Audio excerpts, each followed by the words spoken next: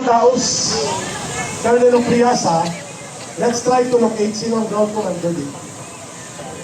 Hindi siya ground commander, yung CRP director yun. So, may naka-assign na ground commander para sa director. So, we will locate, we will negotiate. Kasi ayaw natin magkagulo, hindi po tayo maggugulo. Pero magtatanggol tayo kapag ginulo tayo. Ulitin ko, hindi tayo magsisimula ng panggugulo. Okay, siya pala yun. Pero magtatanggol tayo ng mapayapa sa ating hanay. So mabuti na lang po at hindi siya natuluyan na kanyang namarga ng posas. Siya yung pinasasan kanina. Nakita namin yan. Request our retired police officers, kasama kami ni Tatay Rani, we will locate for the ground commander para mag-negotiate. Wala naman ito ng sitwasyon. Pagkinig mo yan tayo. Wala ng sitwasyon na hindi natadala sa mabuting usapan. Pakinggan natin si Tatay Rani. Magbibigay siya ng guidance. Dahil lumalaki po tayo dito. Ito po ay nakakalungkot na pangyayari. Kung yung ating mga senador ay talagang ginigipit sa loob, tayo pa kaya ngayon na ordinaryong mamamayan? So sana po, sa pagkakataong ito, itaas naman natin, magkaisa tayo para sa dignidad natin bilang isang Pilipino. Ano ba ang motto ng mga kapulisan? Diba? To serve and to protect. Huwag niyong sasagarin ang taong bayan. Alalahanin niyo, ninanakawan na kami, ginagago niyo ba kami, at ngayon, gigipitin niyo ba kami? Huwag niyong hintayin mapuno ang salok. Matagal na kami nandito, disiplinado kami rito, malinis ang kapaligiran, protektado, at kung ano meron kaming pagkain dito, sinishare namin sa inyong mga pulis. Alam naman ninyo, alam nyo po, maraming bayaran na pulahan at nakaputi rin na nakatambay doon, hindi lang po makapasok dito. Kaya po, umapila tayo, lalo na yung ating mga taga-DDS, magbo-volunteer ako na magmamarsyal dito doon. Sasamahan namin kayo, pero uulitin ko, hindi kami papayag na merong mang-aapi pa sa mga taga rito. Kayong mga pulis, gampanan nyo ang tungkulin nyo.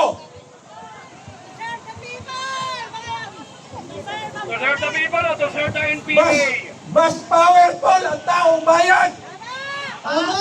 Kay John Vic Rimonia. May karapatan kami na ipagtanggol ang aming demokrasya. Nasa konstitusyon yan. Kaya huwag na huwag nyo kaming gigipitin dito sa labas. At uulitin ko, isang pagkakataon pa, pagsisisihan nyo ito. Punong-puno na kami!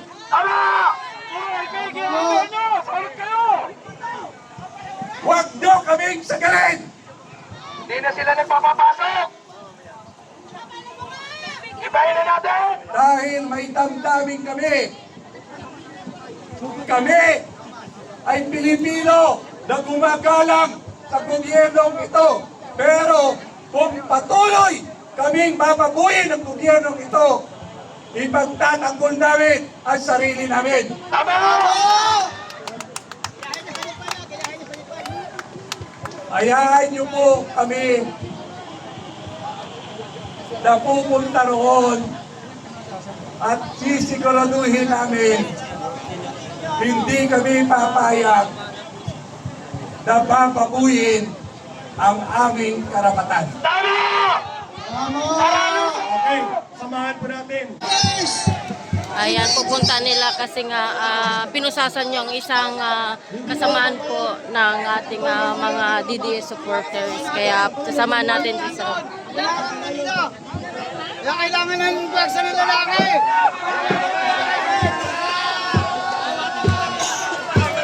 Kailangan ng pwersa ng lalaki! Pinipigilan na nila! May kasama tayo nasa loob, hindi makapasok! Ayun, ang daming mga DDS supporters po rito. Puno-puno na po yun dito. Ang dami po. Wala si Mark eh. Ang dami oh. Ang dami neto. Mula hanggang doon po yan. Ang dami na po dito. Halos mapuno na.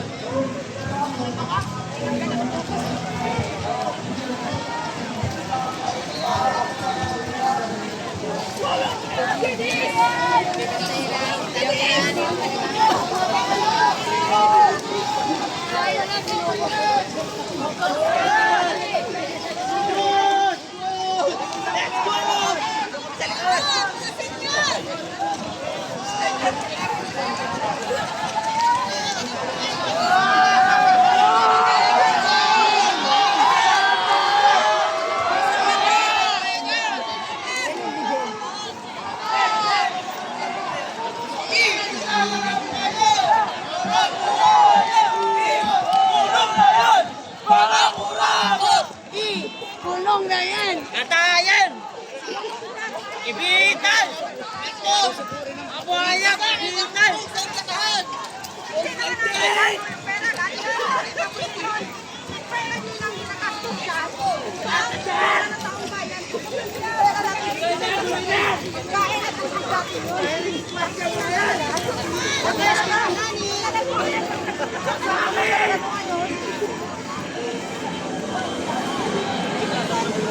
Dami no.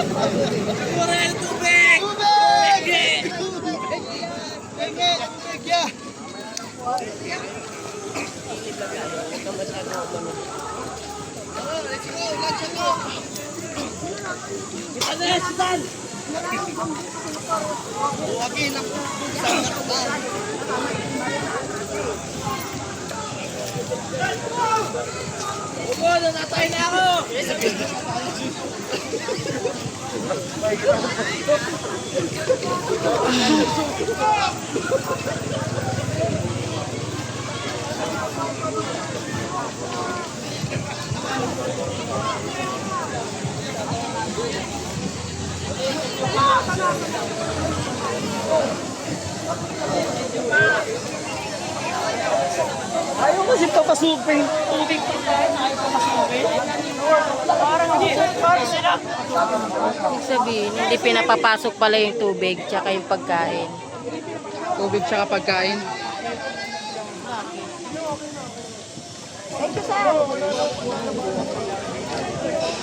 Sabihin naman ng ABS-CBN yan. Mga gagawin ni ABS. Ayusin mo ang caption mo, ha? ABS-CBN, ayusin mo yung sasabihin mo dyan, ha? ABS-CBN! Hoy! Ilabas niyo ang tunay na mata ng balita. Huwag mo na ka.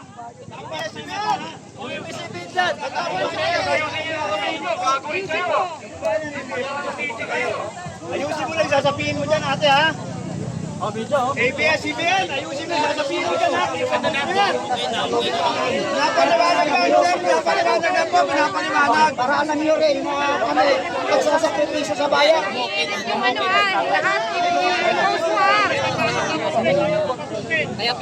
Walang tubig kanina, walang tubig na pinapapasok. Walang tubig na pinapapasok kanina kaya kung alam namin may tubig, papapasukin yan kung may tubig.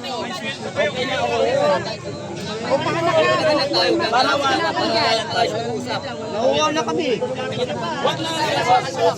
Isa na lang. Bibigyan ko kayo. Kaya ang kumpanya mo. Ito'y kaya ang kumpanya mo. Pati mo yung jacket mo.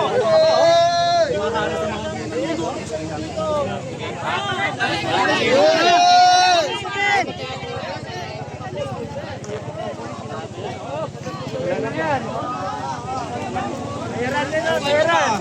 ABS-CBN ha? Hoy, mabayad yan. Bayaran kayo. Bayas ka na. Magagagay ng bayas mo. Katotohanan.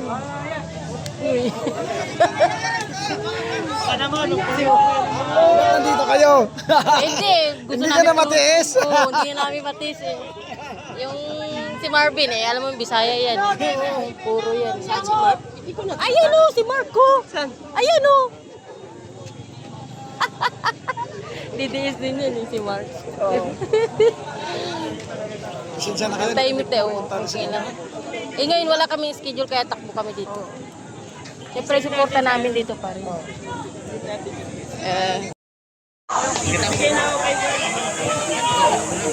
Binigay ko na tinoro ko yung may kulay vlog. Hindi, nag-video siya. Bayron, magano sa kanya yan. Nakikita natin gaano nila binababoy, gaano nila nilalapastangan ang karapatan ng nakakaraming Pilipino. Tuluyan ba natin papapayagan yan? Bakit tayo nandito? Tayo ba ay lalaban? Lalaban tayo. Para sa mga May mga Bangsamoro pa nandiyan sa likod. Bangsamoro brothers and sisters. nakita natin kung paano nila pinagtatakpan yung katotohanan. Napakaraming diversionary tactics ang ginagawa ng ating mga politiko na nandyan sa taas. Nakita natin kung paano nila hinarang ang isang Pia Cayetano kasama yung mga brave meeting. Nakita natin gaano kasigasig ang isang Robin Padilla. Kamakailan lamang itong mga nakarang araw nagkaroon ng launching yung One Bangsamoro National Coalition na kung saan sinabi ng isang Robin Padilla ang Bangsamoro kailanman hindi sumurrender sa mga Espanyol. Hindi sumurrender sa mga Amerikano. Ganon. Kaya nakikita natin ang isang Robin Padilla ay malakas na naninindigan dyan sa taas. Mabuhay! Mabuhay si Kaya Senator dapat Robin. natin ipagpungay sa kanya yung ipinamalas niyang katapandigan natin. Siya ay suportahan natin. Yes! Nakikita natin, inuulit ko, ang tuluyang pagyurap nila sa ating mga karapatan. Ano itong karapatan na sinasabi ko? Ang malaman ng katotohanan, ang malaman kung sino-sino yung mga tumanggap ng mali-malita na umabot ng halos 1 trilyon na kung saan, kung yun ay nagamit para sa kahirapan, para sa poverty, para sa edukasyon, ay hindi sana tayo naghihirap ngayon. Kaya ngayon pa lang, huwag na natin hayaan magpatuloy ang ginagawa nilang hindi makatarungan, ang ginagawa nilang pagtatakip sa katotohanan. Kaya tayo ay umasa ngayon sa pamamagitan ng Blue Ribbon Committee. May sisiwalat lahat ng mga ginagawa nilang kalokohan. May sisiwalat kung sino-sino ang tumanggap ng mali-malita bilang sunod kapalit sakaling palarin ng isang Sara Duterte sa 2028. Lahat ng yan ay makukulong. Ipakukulong pa natin sila. Ipakukulong! Ipakukulong! Bibitayin sa Philippines, no? Thank you.